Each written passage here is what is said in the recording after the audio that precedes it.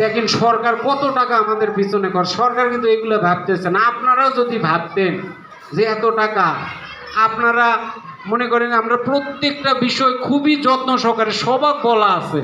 কোনো বাচ্চা কিছু হলে আমার কাছে নিয়ে আসে ম্যাডামেরা, আমরা ওইভাবে ইয়ে করি। আপনারা একটু যদি আমাদেরকে হেল্প করেন, আমার বিশ্বাস যে এই স্কুল থেকে আমরা ভালো কিছু করতে পারবো। সেটা মায়েদের আর এই অভিভাবকদের সহযোগিতা ছাড়া সেটা সম্ভব নয়, সেটা একদম সম্ভব নয়।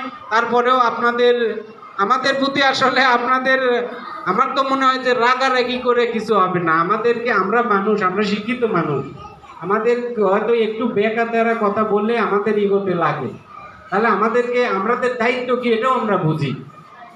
আমরা এখন এই যে হাজিরা শুরু হওয়ার আগে, এই যে শুরু হয়েছে 9টার মধ্যে, আমার হোয়াটসঅ্যাপে স্যারের কাছে পাঠানো লাগবে, স্যার আবার জেলায় পাঠাবে, জেলা আবার মন্ত্রণালয় বা অধিদপ্তরে পাঠাবে। আমি বাড়ির থেকে আজকে বাড়াচ্ছি 8টা 20-এ বাড়াচ্ছি, আসে ওইগুলো রেডি করে আমি যত ব্যস্ততার মধ্যেই থাকি আসে কিন্তু আমার ক্লাসগুলো চেষ্টা করি।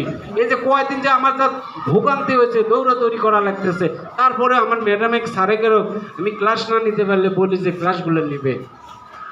এইগুলো আমাদের প্রতি সহযোগিতা থাকা লাগবে, আন্তরিকতা থাকা লাগবে। রাগারাগি ঝগড়াঝাটি এগুলো করে এখন কোনো কিছু সমাধান হয় না, কারণ এটা আলাদা একটা জিনিস। এটা হচ্ছে যে ধরেন মানসিক একটা ব্যাপার। এইগুলো আমাদেরকে আজকে কমিটি, আমি যেটা আপনাদের কাছে প্রত্যাশা করি যে আপনারা একটা সুন্দর সিদ্ধান্ত নেবেন, সুন্দর একটা কমিটি দেবেন। আমাদের যত সমস্যা, আপনাদের যত সমস্যা, আমাদের সমস্যা তাদেরকে জানাবো, তারা আমাকে বলবে, আমি আবার অফিসে জানাবো, তারা যদি অফিসে জানান লাগে তারা এগুলো মোটামুটি জানে। এই জন্য এই কমিটির কাজই হচ্ছে যে স্কুল, খালি তাই নয়, আমি এই ইয়েতে পড়লাম, এই সার্কুলারে পড়লাম, এখানে বলছে যে কোনো বাচ্চা যদি স্কুলে মানে অনিয়মিত, তারপরে আপনার যদি দারিদ্র হয়, এই আমাদের সভাপতিরও এগুলো খোঁজ নিতে বলছে, এই কমিটিরও। এগুলো তো আমাদের ইয়েতে নাই। ইয়েতে আমি বললাম যে সভাপতি মানে বিশাল এই প্রতিষ্ঠানের, তাই মনে করেন যে এই যে প্রধান, মানে এই যে প্রধান, এই প্রতিষ্ঠানটা চালানোর দায়িত্ব তার। এই 12 জনে নিয়ে আপনারা যেরকম এমপি নির্বাচন করে দিলেন, ঠিক এইরকম তার দায়িত্ব এখন 2 থানা দেখা। এরকম করে আপনাদের সৎ পরামর্শ থাকবে, সবাই আমরা মানে সহযোগিতামূলক মনোভাব নিয়ে আগাবো। আর এখন আমি সবুজকে কিছু বলার জন্য অনুরোধ করতেছি, আর আপনাদের যদি বলার মানসিকতা থাকে বলবেন, আমি মাইকের স্পিকার দিব, আপনারা বলবেন, ঠিক আছে? ধন্যবাদ। বড়পুকুরিয়া স্কুলের ম্যানেজিং কমিটি গঠনের উদ্দেশ্যে আজকের এই আলোচনা সভায় উপস্থিত বড়পুকুরিয়া স্কুলের শিক্ষকবৃন্দ, বড়পুকুরিয়া গ্রামের গণ্যমান্য ব্যক্তিবর্গ, সবাইকে সালাম, আসসালামু আলাইকুম। অতীতেও বড়পুকুরিয়া স্কুলে যখন কমিটি গঠন হয়েছে, আমরা সকল প্রকার মনোমালিন্য ছাড়াই একটা সুন্দর কমিটি উপহার দিতে পেরেছি বলে আমার যতদূর মনে পড়ে। তো আজকেও আমরা সবাই মিলে একটা সুন্দর কমিটি উপহার দিব, যেখানে কোনো মনোমালিন্য থাকবে না, যেটা কালুতে একটা রোল মডেল হবে। কালুর অন্যান্য স্কুল যেন এটা জানে যে বড়পুকুরিয়া স্কুলের কমিটি হয়েছে কোনো ধরনের উচ্চবাচ্য ছাড়াই। তো আশা করি এরকম একটা কমিটি হবে।